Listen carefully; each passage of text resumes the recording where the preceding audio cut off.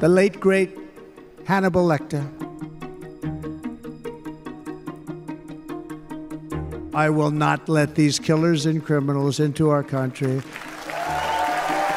Heather, Not true. I've got to say this. Immigrants are 60% less likely, as a percentage, to commit crimes than are people who are born in the United States. Right. Invasion is an invasion. The invasion. And the 9th time he's used invasion. Invasion. 10th time. Invasion. This makes 20 references to the word invasion. The invasion. 22 times he's used invasion. The word that he kept on using over and over and over again was the word invasion. Yep. That is the most memorable word here. His theme is that America is being invaded. Others are taking advantage of us. I am a strong enough, powerful enough, dominant enough person, Chosen enough, male, Yep. That I will stop all of this. By the way, you know who's taking the jobs that are created? 107% of those jobs are taken by illegal aliens. And you know who's being hurt the most by millions of people pouring into our country?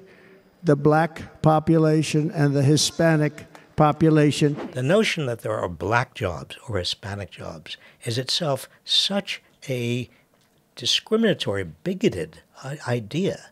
You know, I mean, how can, if you were a black person or if you were a Hispanic, if you were a Latino, how would you like it if somebody said, oh, well, that's a Latino job or that's a black job? I will end the illegal immigration crisis by closing our border and finishing the wall, most of which I've already built.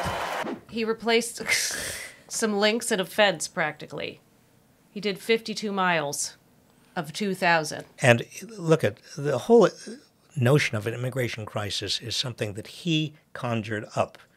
I mean, Fox News helped. Illegal immigration is way down. All of these people, by the millions they're coming in, they're going to be on Social Security and Medicare and other things, and you're not able to afford it.